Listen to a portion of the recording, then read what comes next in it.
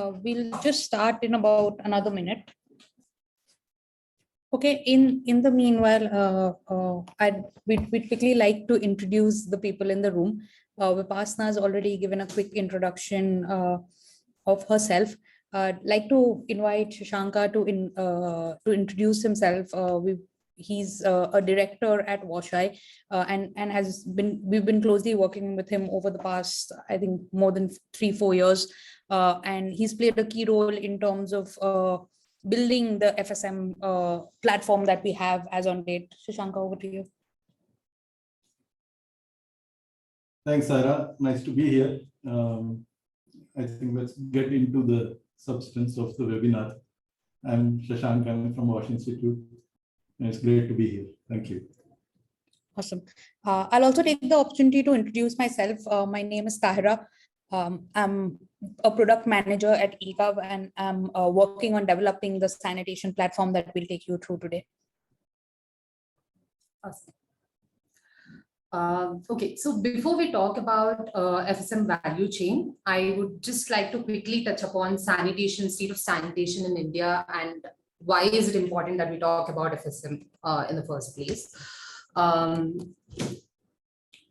So if we look at the state of sanitation, more than 60% of the toilets in India aren't connected to a sewer system. And the other piece is, we know that about 70% of urban India's wastewater is untreated. And on a daily basis, we generate about 1.2 lakh tons of fecal sludge in urban India. And most of which is again untreated and released to the water bodies. And what are the implications of this? If we look at the implications and we talk about cause in particular, we know that such causes would have the most effect on the most vulnerable in the society. About 3 lakh children die every year due to waterborne diseases. 23% of girls drop out of school because of poor sanitation, and 4 crore kids have stunted growth due to diarrheal diseases. These are all stats on the slide, unless, you know, the fact is that it could be one of us at some point. Coming back to FSM and talking about the more than 60% of India, which is non-networked connections at a toilet level. We can look at FSM value chain as these broad steps where we have a containment zone where there's a toilet or a septic tank and pit where the collection happens. Once the septic tank is full, there needs to be emptying done on a periodic basis. And that can be the second step where a truck, typically a desludging truck, would visit the household, do the emptying. And once the emptying is done, the truck needs to go to a treatment facility through a mode of transport that we're calling as a third stage in the value chain, which is transportation. And once the truck reaches the treatment facility, the sludge needs to be treated.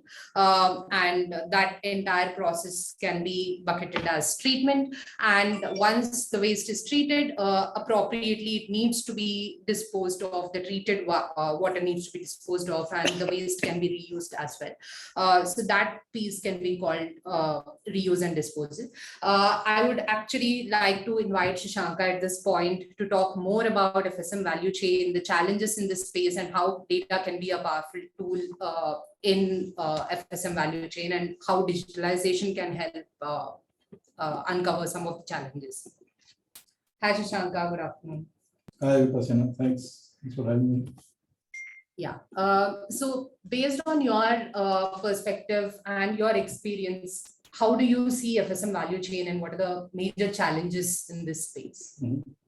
Yeah, I think you've shown an overview of the value chain, and that is pretty much it. I think any of us who has either grown up in such a situation or faced such a situation probably experienced this personally, that you have to call for a desludging operator. And the big challenge is, of course, that once the desludging happens, where do you dispose of the waste? Right? That is the key underlying challenge of FSM, and that is what now government have also identified as a part of the sanitation effort that's happening. So the challenges in FSM are of course manifold. There are a lot of moving parts in this value chain, right? So many stakeholders. So there was a saying, there was a publication by CSC called Excreta Matters. In Bangalore, if you flush 1 liter of water in a very mechanical sewage system, only half a liter reaches the other end, is what they published and said. And that's when there's no intervention. Okay. In FSM, there are so many stakeholders. There is a customer, there is a truck driver, there is a government which needs to ensure that service is being provided, there's a treatment plant operator, and so on. So to make all these parts work seamlessly is an ongoing challenge, right? So to address all of those things, we need systems. So we need operating models, regulations, we need, of course, the infrastructure, we need capacity building. So if we break it down broadly, it's about awareness of multiple stakeholders, of their roles, of what they need to do on a daily basis, maybe standard operating procedures, safety protocols, all of those things. When it comes to the citizen, it's awareness about desludging, the responsibility for desludging, and all those things, right? And the second part is, of course, the capacity. So these are the two basic challenges. You boil all of these down. Along the value chain, of course, there are technical challenges, but broadly covered, you can call them the challenge of awareness and the challenge of capacity to solve the problem. Yeah. So with the investments in Swachh Bharat mission over the past few years and also Amrit, how have you seen this space evolve over time? Yeah, I think, India's journey in sanitation has been terrific. I mean, it is a remarkable story. And here we should talk about both urban and rural, right? In both areas, we have made tremendous progress. There's a long way to go, but that should not, in any way discount what we have achieved so far. The open defecation free movement that was formed. So we have made progress. There is a lot more awareness now about the need for sanitation, about the challenges that are out there. However, I think we still need to work on, post-toilet infrastructure or post-toilet interventions that need to be made, whether it is fecal sludge management, whether it is sewerage systems, whether it is the existing open drains which are carrying wastewater in most of our small towns, big towns, villages. This is what happens, right? So all of these waste streams are still out there, need to be addressed.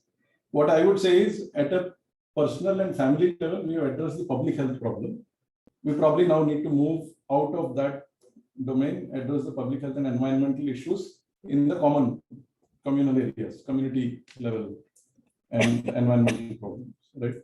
But there's a lot of awareness and capacities have also been built. We're still working on it. How do you see data and monitoring systems playing a role in generating awareness as well as building capacities? Yeah, I think so. In all of this, that's the thing that brings us back to fundamentals, right? Awareness or capacity, both hinge on data. So ultimately, it's data, facts, it's what's happening to you, what is the impact of that, what is the challenge, or what are the negative impacts of not having something. Understanding that, using data is what probably moves us all to do this.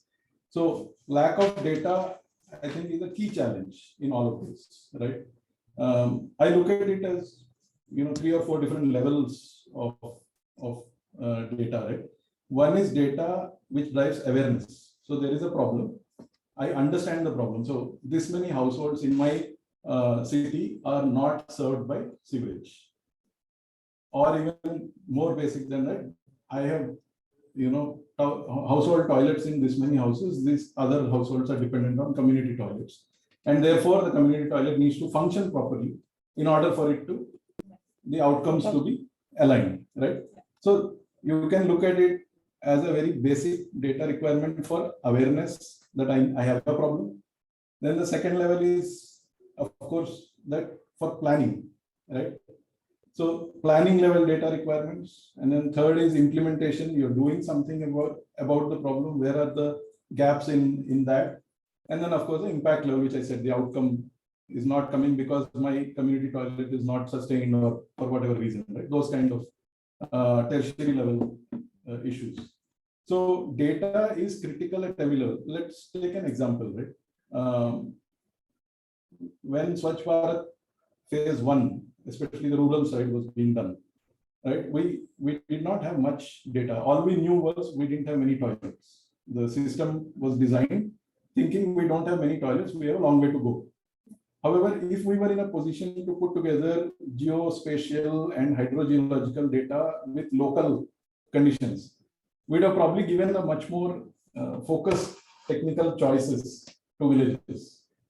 This particular village, because of this particular situation, maybe you guys should build twin pits, or you should build septic tanks, or maybe there is a third option which you should build because you're not. This isn't your local condition doesn't suit this.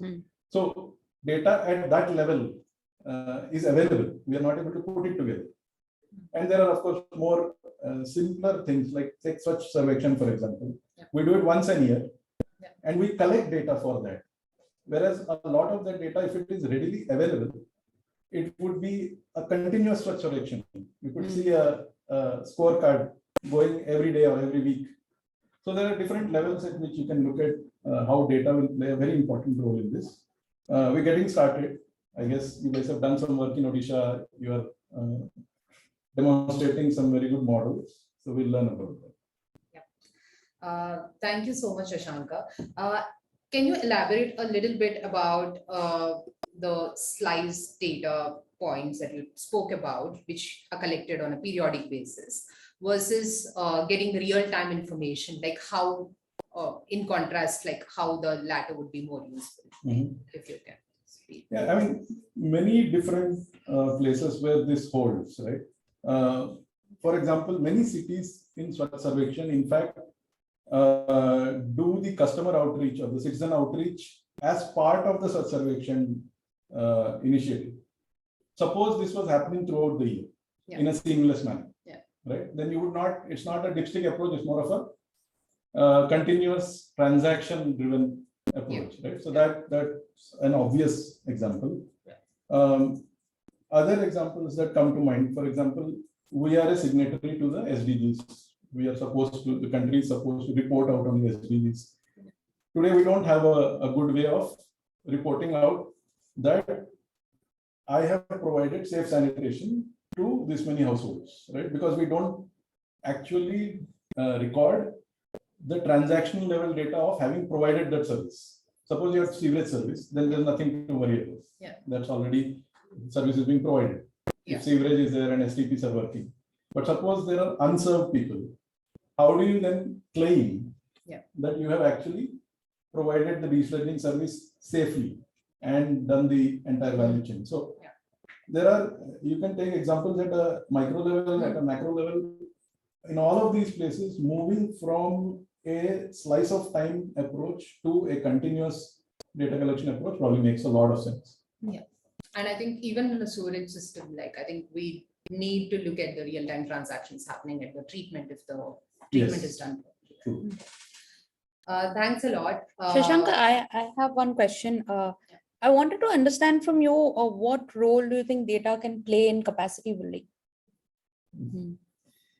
I mean, see, WASH Institute has been working on FSM capacity building and more recently used water management capacity building, both urban and rural, for quite some time now, right? One of the major gaps that we feel is that on-ground data is missing.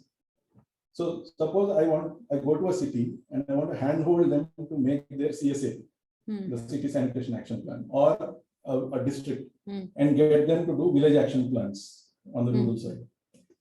We really don't know what is the containment system that's on the ground, right? Yeah. So there's some really basic stuff that can be done.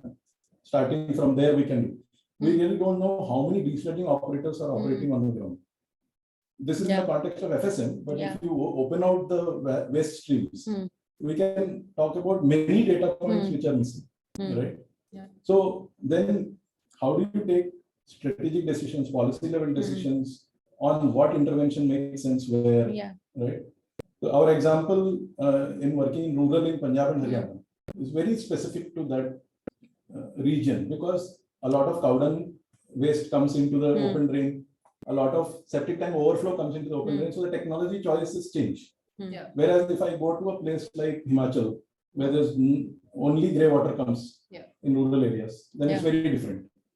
So granular data at ground level, very specific, very important to have. Yeah. I think one of the important points that you were mentioning, which was quite interesting to me, and probably you could elaborate on that, is how probably capacity, while local governments have information about what is going on in their communities, probably they do not have the capacity to address it, which is where like data needs to be available at different layers.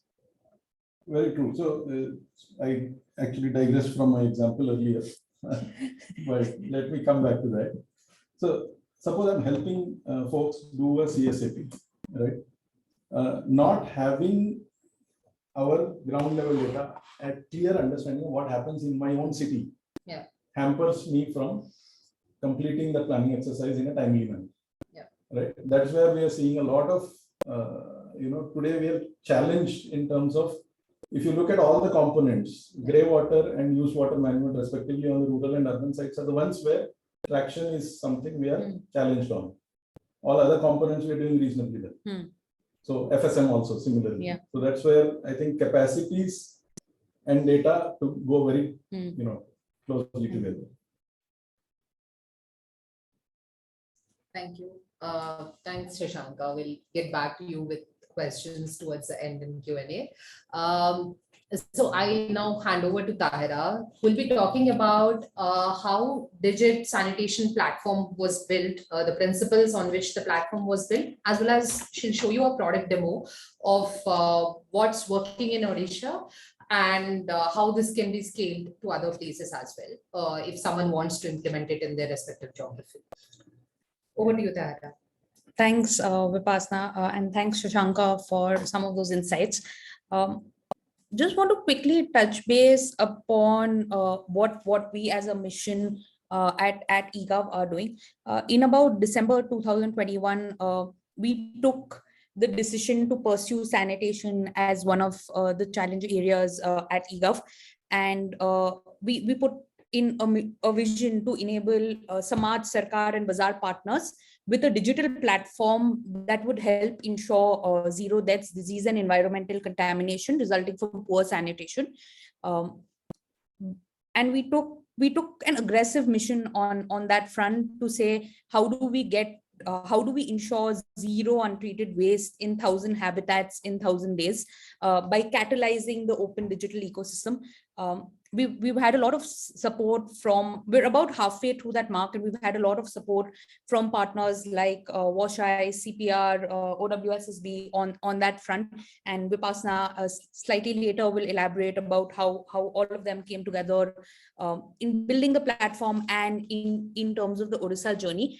But I'd like to take about 10 minutes to slightly focus upon what the platform does. Like Sasanka mentioned in the first example, 50% of water that is flushed is not treated properly in an urban area like Bangalore in a connected setting. And Vipassana also added to that, saying 70% of India is on a non-network connection. What we've arrived at from research, and while these numbers might vary after a lot of interventions through time, about 90 to 93% of sludge or fecal matter that is generated in India is improperly treated. There are leakages at different points in the value chain, right from the non-availability of toilets, or even when toilets exist, improper maintenance of them, to improper transport or lack of effective treatment measures. Net, we're at a point where there is contamination of water and environment due to poor management of sanitation in India today. while the sanitation value chain, as demonstrated by Vipassana earlier, gives you a clear view in understanding the flow of fecal sludge from containment to transportation, treatment, and reuse, it may seem fairly simple. It is complex in the nature of the number of actors that are present and the interactions that happen between each of these actors. To arrive at a platform design for FSM, we use a system mapping approach and map the actors and interactions at each level of the value chain to identify key and pivotal problems that result in poor sanitation outcomes for India.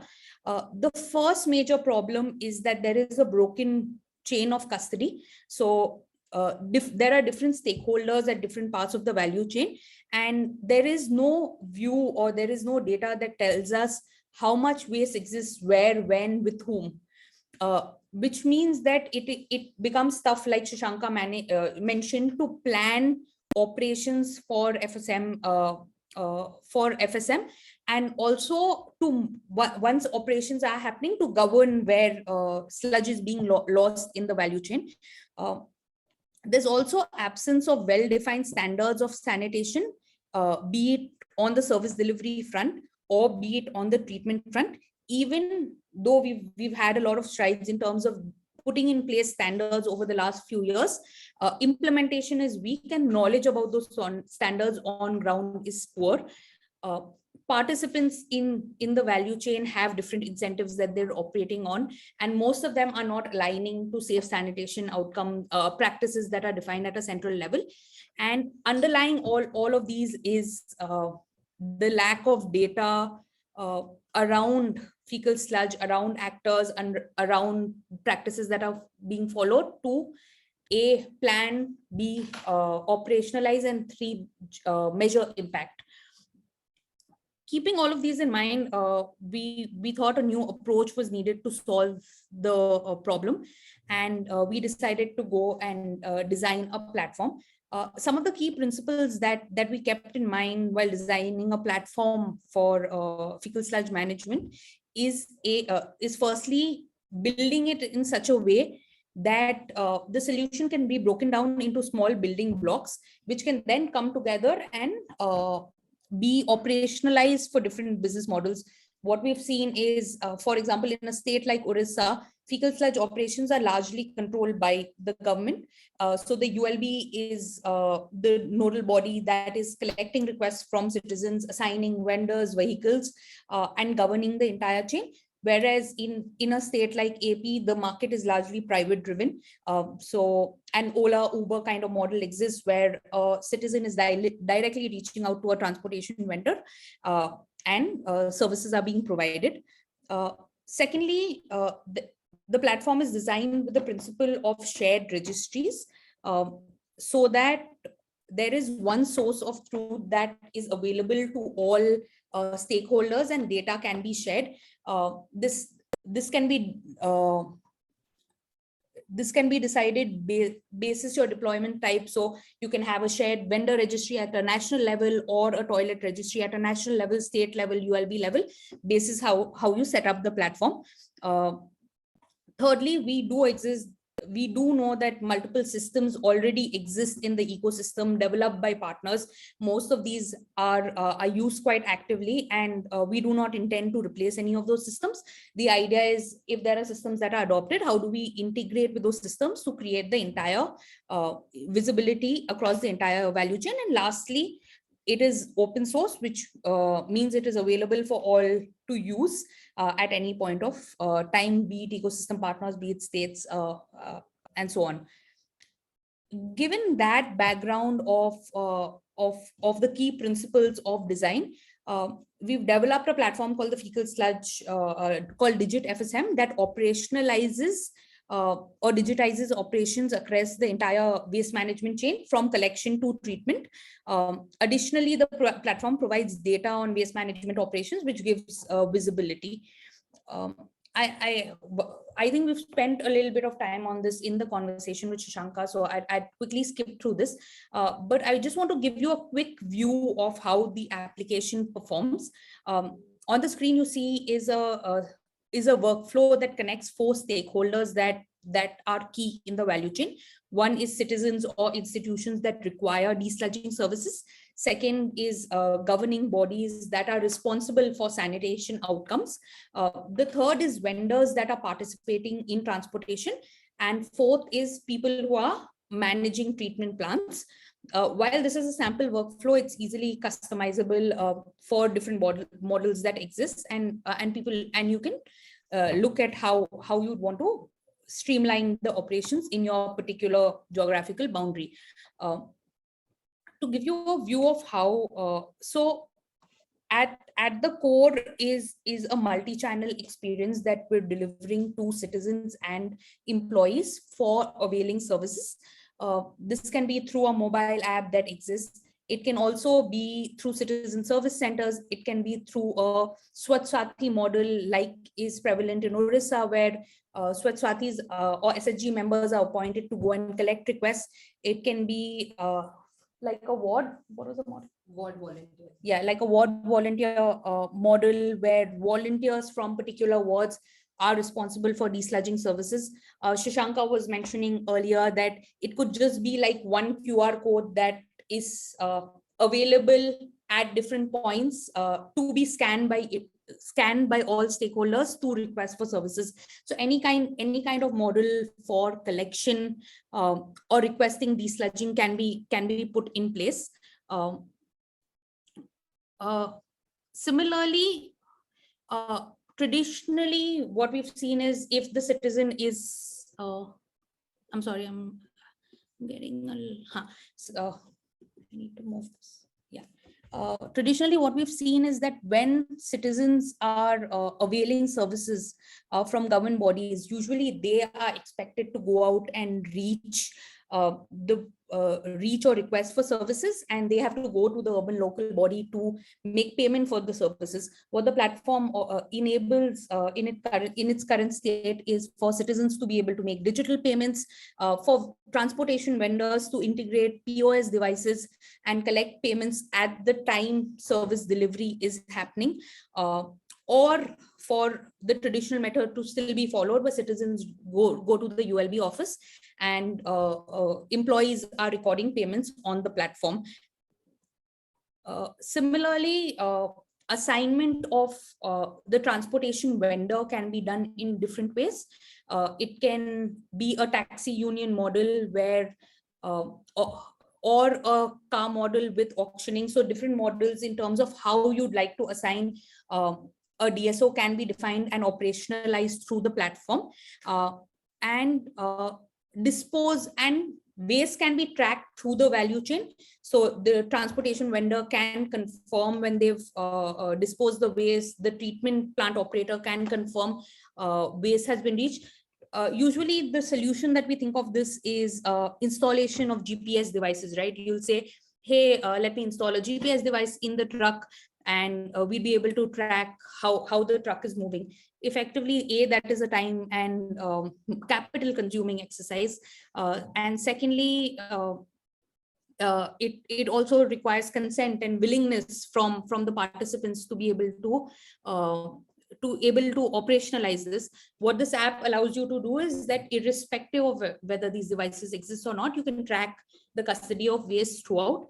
And lastly, collect feedback regarding services in real time, so you have operational data available as well.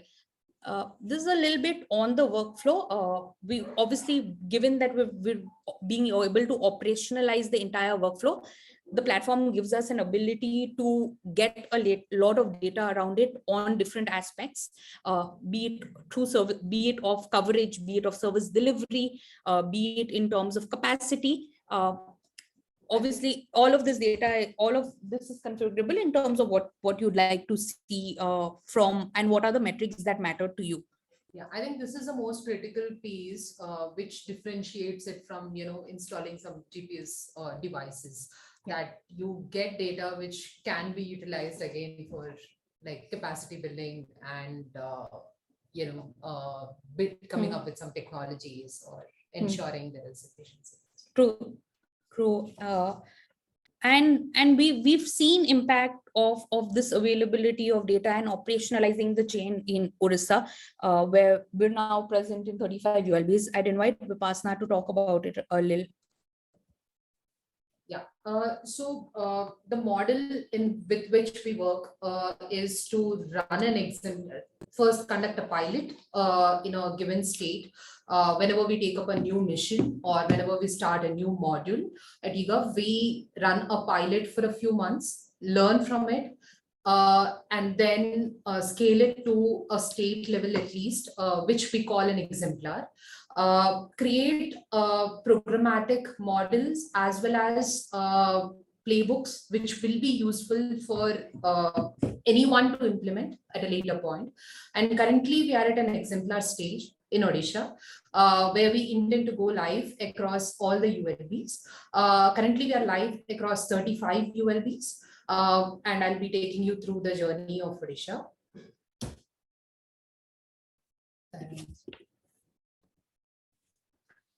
So like I said, we are currently live in 35 out of 115 ULBs, and only recently we went live in 663 Gram Panchayats as well. This is through urban-rural convergence model, which Odisha had adopted, wherein we tag the GPs which are linked to the respective ULBs.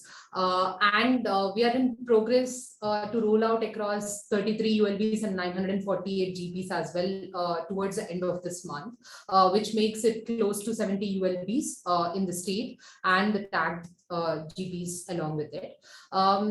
Since November 22, we have received about 8,000 requests, and you can see about 23 million liters of sludge was disposed. By disposed, we mean it was treated at the treatment plant, and 1.2 crore revenue was recorded in the system. And we also created a rollout dashboard where we monitored the number of applications which were actually coming onto the system.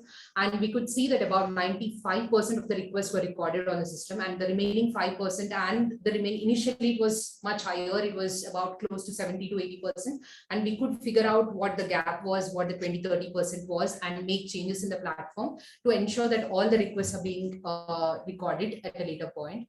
And the moment we reached 95% threshold, we stopped monitoring that. But however, we'll continue to do that for the remaining 33 ULBs as well. So if you look at the adoption story, the first piece, which was very critical, was like Sasanka said, awareness is a key part, even for the adoption of digital technologies. So to raise awareness, to bring in the trust among the stakeholders who are going to use the application, we had to do a lot of capacity building activities.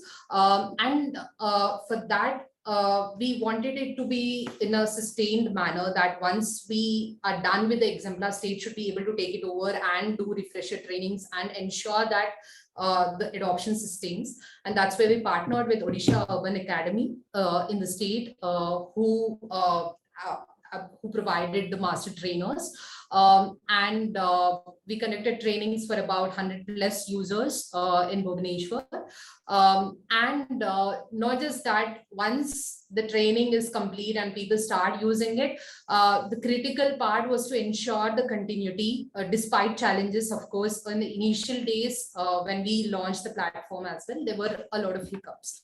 And our team there conducted field visits across almost all the ULBs to ensure to gather feedback from the ground to see how the usage has been and ensure that it progresses over time, and feedback to enhance adoption. So this is the idea of exemplar as well for us, to understand from the ground what the gaps are and ensure the platform is catering to all these gaps and ensuring that, you know, the adoption happens at a rate that we want it to happen across all the ULBs. So that's when we have the proof of concept for scale. We know that because we have seen the challenges on the ground and implemented those changes, we know that now if someone else wants to implement it, configure it for their needs, they can do it, and they can do it at scale. Yeah, so that's about the Digit FSM platform. And if you have any questions, you can please type in the chat, and we'll be taking them. Or you can raise your hand. I think I can allow you to talk. So may I ask you a question first, if you don't mind? Sure. So I'm seeing this presentation just like any other participant, and it's very impressive, the numbers that you've shown, how you've grown from 1 city to 35 towns, and the process that you laid out. If I am a ULB today, Yeah, what do I do to get Digit or this FSM module implemented in my town? Is a question that comes to my mind. Is there a way to do that? So effectively, deployment models of Digit are many. It can be deployed at a national level and can be rolled out to all ULBs or cities there. So each city can get its own what we refer to as tenant, or an instance where they can configure their own business model, they can put in their own data and run operations there. That can be one model. What we've usually seen is states taking this up. So states are deploying Digit FSM and then including all city level cities on it. And then thirdly is the state can individually also set it up. There is no restriction on who can do it. It can be done at a village level, at a GP level, at a state level, national level. The largest benefits come in when it is done at a state or a national level, because consolidation of data can happen at that level, or management of infrastructure can happen at that level. Training, programmatic management can happen at that level. So we've seen the largest benefits or success of programs if it is done at a state or a national level, as against a ULB or a Gram Panchayat level. Vipal. Yeah. And if a ULB, like if it's a large ULB and if they want to implement it, they can very well do that. All the docs are available on digit.docs.org, where people can access and have a view. Upyog. Okay, I'll cover that.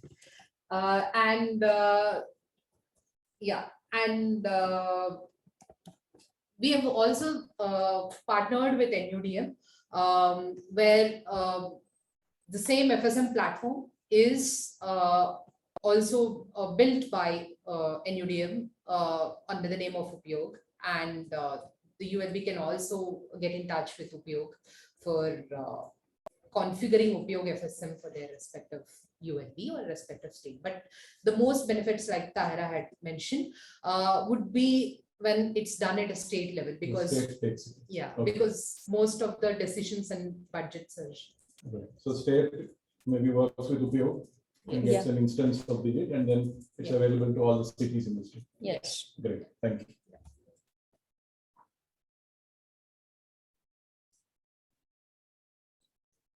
Any questions? What is the project duration? I've answered it in the Okay. I think one of the questions that has come up is, does the app have a feature to track citizen septic tank cleaning requests? Yeah. Yes. Yes. So the core of the app is request tracking. Now, the requests can be of multiple kinds. One is citizen initiated requests directly through an interface that they have. It can also be requests that are logged by somebody else on behalf of the citizen. For example, a Swachh Sathi or a community center or a ULB employee, anybody can log a request on behalf of a citizen, and the citizen will have the ability to track the request.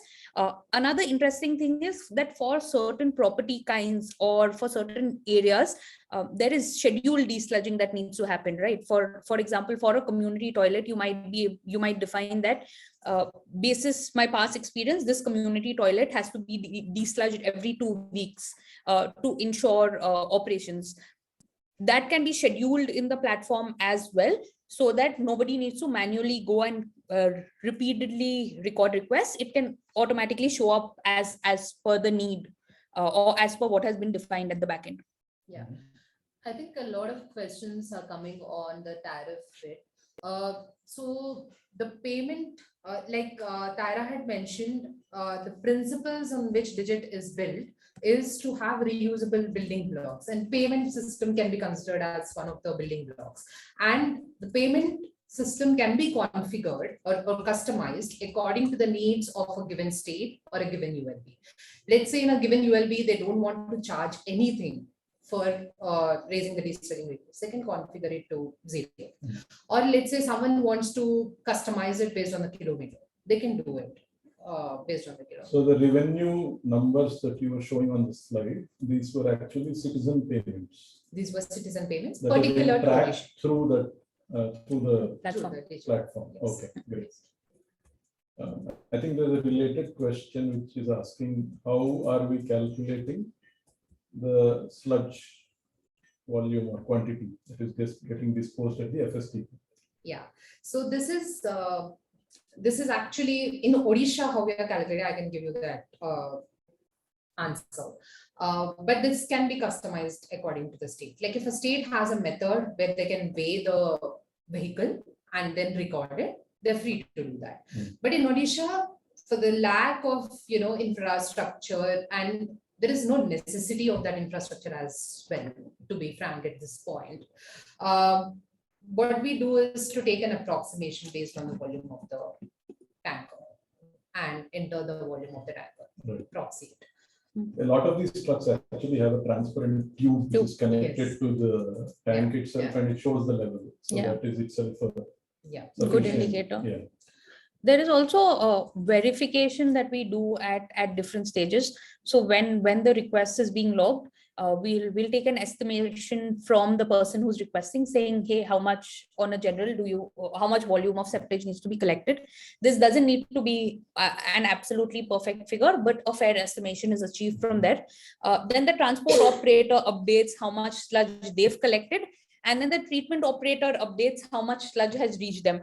And through this, we're able to approximate and come to an arrival of whether sludge is actually reaching, or whether halfway through 50% of the sludge has been disposed and another request has been fulfilled by the transporter. So all of those inefficiencies in the system come out through this verification at different layers. Interesting.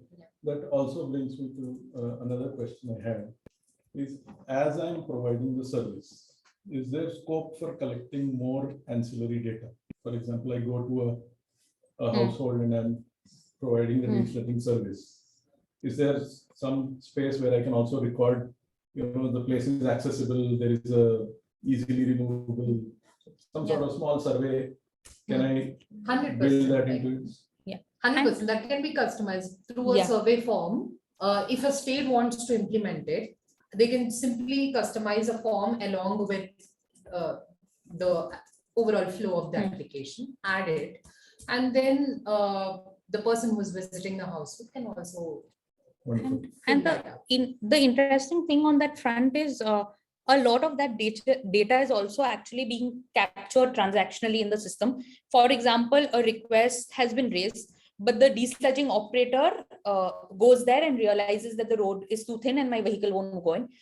They are canceling the request in the system and putting in a reason for cancellation. So that is being recorded. Or another desludging operator will say, hey, I was not able to clear the tank because the sludge has hardened inside. So all of those reasons are being recorded, and they are being recorded along with locality and geographical data of where requests are coming in.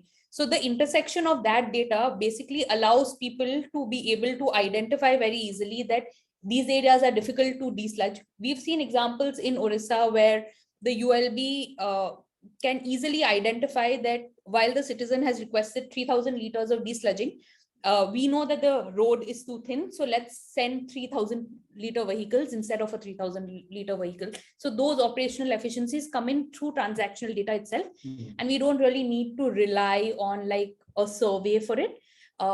We're actually using that option to collect data like septic tank sizes and types. So that is being filled by either the citizen or the desludging operator when they're serving.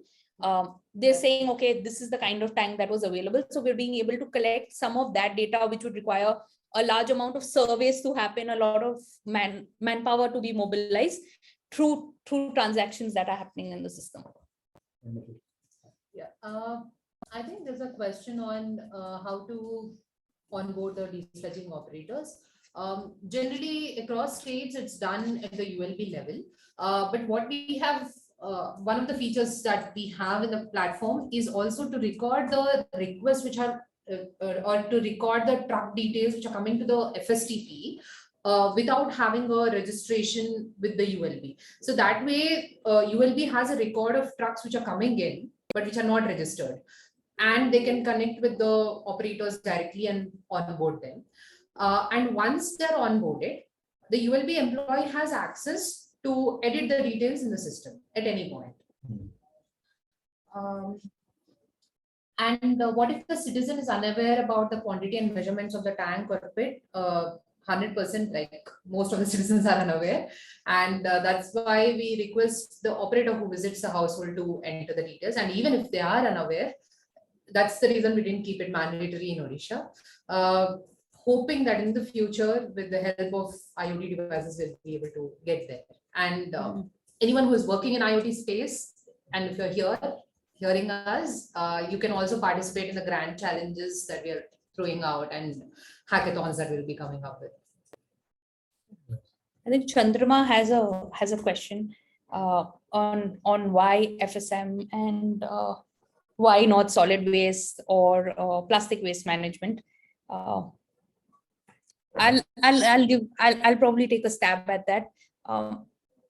One, I think the priority when we chose fecal sludge management was the amount of investment that was going on in that space. So there was what we saw is a lot of traction in the ecosystem, a lot of investment from the government in terms of solving the FSM challenge, which also aligned us in that direction. However, when we designed the platform, we've designed it in such a way that it can work for all waste streams. So one of the slides that I showed you, which had say reusable building blocks, data registries, all of these, and we'll do probably a separate session sometime on it. All of these, the way that the platform is designed ensures that it can easily be customized for any waste stream. We have partners that are picking this up for solid waste management. We have partners that are picking up the same platform for medical waste management, and given the design, it's easily customizable, and that is what we want the community to work on, or the ecosystem to work on with us in terms of picking up the platform and helping us putting it to different use cases. Yeah, I think there's a specific question. How does the platform get updated if the number of trips is more than one? Yeah, so we have that feature. So once when the trip is being recorded, initially also sometimes the citizens know that they need 2 trips and they let the ULB employee know. Okay. They can enter 2. But once the operator reaches the household and figures that they either need more number of trips, they can edit it at that point. Right. So that's in the flow as well. Can you allow Hemlata to speak? Or Tahira, you can speak. yeah. Okay. Done. Yeah, Hemlata, you have a question.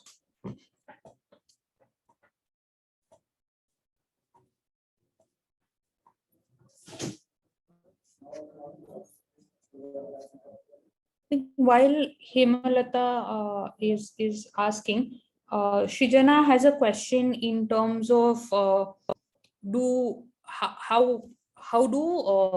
we increase accessibility of services, or how poor people can get more can pay for the services.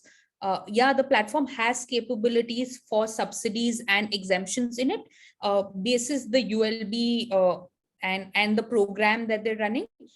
You can define if you want to give zero pricing for a certain set of property types, such as community toilets or public toilets, or you'd like to put zero pricing for a particular slum, or you want to give subsidized prices for a certain set of use cases. Those can be operationalized through the platform. Some aspects obviously are things that we can't manage, like she has an additional question on what do you do when the road is too narrow. that has to be handled at a programmatic level, and there are on-ground partners that are actively working on it. Like Washa. Like Washa.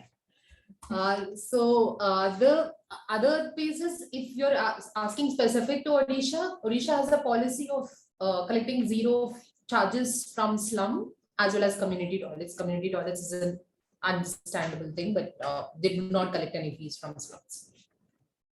I have one other question, which probably needs asking, right? Yeah. A lot of data is being collected through this process. Some of it is household level data. Yeah. So you all have a proper privacy and all of those concerns. Yes. Are those being addressed? And how do you address that? Can you just briefly explain that? Okay. So multiple layers or aspects that we're using to address privacy. One is all PII data in the system is encrypted, which means nobody can access that data, and that data is safely protected. All communication with different systems is also encrypted, and proper security is put on those transactions so that when data is transmitting from one system to another, it is protected. Thirdly, while data will be stored together in an instance, access of data can be segmented. So probably one member from a particular ULB can be configured to view data only for that system. Even within a ULB, if you have a treatment, there are 2 treatment plants and 1 treatment plant operator is working to manage only that plant, they will have access only of that particular treatment plant. So given we ensure that through the platform and through its implementation, only relevant data reaches relevant people, so that data is not flying around and data is protected. None of our dashboards showcase any PII data, so that is very strictly compiled. We also have a lot of work ongoing, and when you do join the volunteer community, you'll see that around identifying what are some of the essential pieces of information to be collected for service delivery, and what is additional extra information that you will not need. And we're always internally having multiple of those discussions in terms of streamlining data collection to ensure only necessary data is being collected and used for operations. Very impressive. Thank you. Yeah, Abhi Chabra's question on the updated trips fees. How is the fee updated or calculated? In Odisha, it's a per trip basis. So I think the question is, if the citizen did not know that they needed more trips, if they asked for one, yeah, and then they finally realize it's not 1, it's 2, then what happens? Then So do you have to book another trip, or? yeah, they'll have to pay again for the additional trip. You can the number of trips can be updated in the same application. Yeah. However, there will be additional charges. It is at the discretion of the citizen. The citizen will be informed that you need a larger number of trips. It is at the discretion of the citizen to say, "Acha, pura khali kar do," or just empty half of it right now, and I'll come back for half of it later.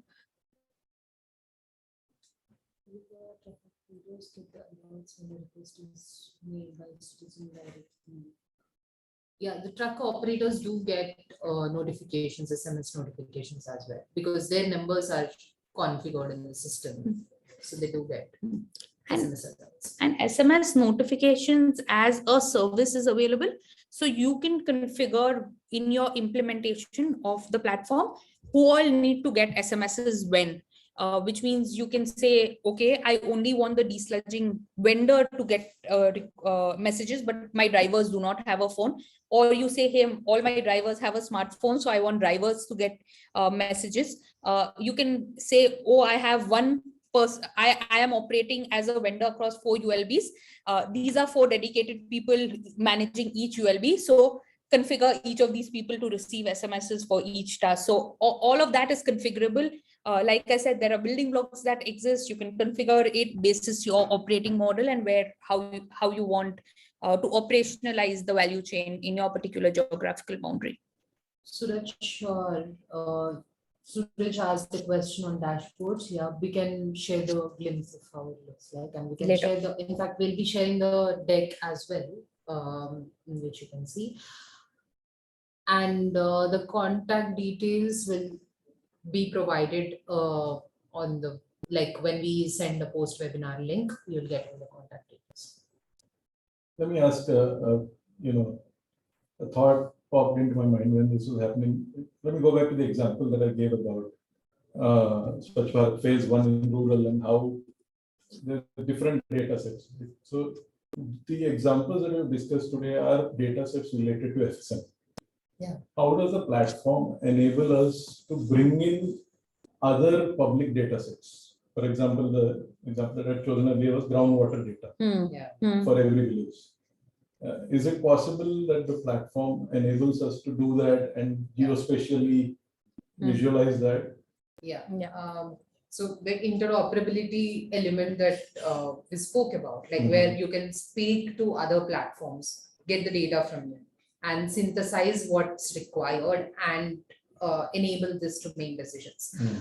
That is possible because of the interoperability element. It is possible to speak to any of the platforms or any of the systems, but that system should be able to do that as well. And as a student of the sector or a researcher in the sector, what is your experience of working with these 35 ULBs? Is this data available in the public domain? The dashboard is available in the public domain. Okay. Yes, but the state, the decision lies with the state if they want to showcase it Right. to public or not. So the decision lies with the state. Okay. Yes. But we encourage the states to do it. For example, when we implemented AP, even the tax collection details, a lot of ULBs has been are like a bit coy about their revenues. Right. But even the tax collection information at a ULB level, at a board level, is available for all the citizens to view. So that's something the states can decide. Also, this brings me to an interesting thought that the reverse is also possible. So, for example, the state wants to report self-serviction parameters. You have transactional data that is being created here. You can create an integration, a reverse integration where data flows from the point of generation to the point of reporting. Right. There is no need for someone to come and fill in that information at a later point. Right. Like an accumulated. That's a powerful thing for yes. Yes. That's what we were talking about in a sense. Continuous Yeah. Swachh Sarvekshan can happen. Yes. Yeah. That something like that can be enabled through. Absolutely. Okay. I think we're at time. Yeah, I think other thing from Abhijit, it's possible for an operator to operate in different ULBs and different states.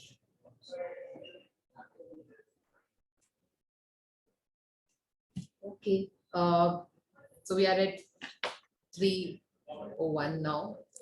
We're short by 1 minute. Thank you so much, everyone. Thank you for joining in. If you have any additional questions, you can reach out to us. I have one quick slide. So we're actively looking for contributions from the community in terms of enhancing the platform, in terms of researching, in terms of overall improving sanitation outcomes. And we have a volunteer community that we drive on Discord. I'll just quickly present my screen with a QR code for each of you to be able to join. And we'll share just give me a second. Yeah. And in the webinar link, we'll share it as well. There's separate spaces that are created there for different kinds of discussions. So be it whether you're interested in research and policy, whether you're interested in data work, whether you're interested in purely tech work, whether you're interested in policy work, whether you're interested in running programs on ground, all of y'all are welcome to join the community and mention what you would be like to participate in, and we'd love to reach out to you and jointly work together. Yeah. So this is the QR code. Scan it. Join us. Our first volunteer should be Sasanka. Okay. Thank you so much, everyone. Okay. Any closing words, Sasanka? Thank you. It was very enjoyable doing this session. I enjoyed asking questions more than talking as a panelist. Thanks for having me here. I actually feel that this platform approach to gathering data is a very powerful, tool that we are going to provide to ULBs and to all of us. I hope states take the decision to make the data transparent so that researchers and other operators, social operators, can also use the data and provide feedback to governments from the outside. So with that fond hope, thank you so much for having me. Thanks, Sasanka. Thank you, everybody.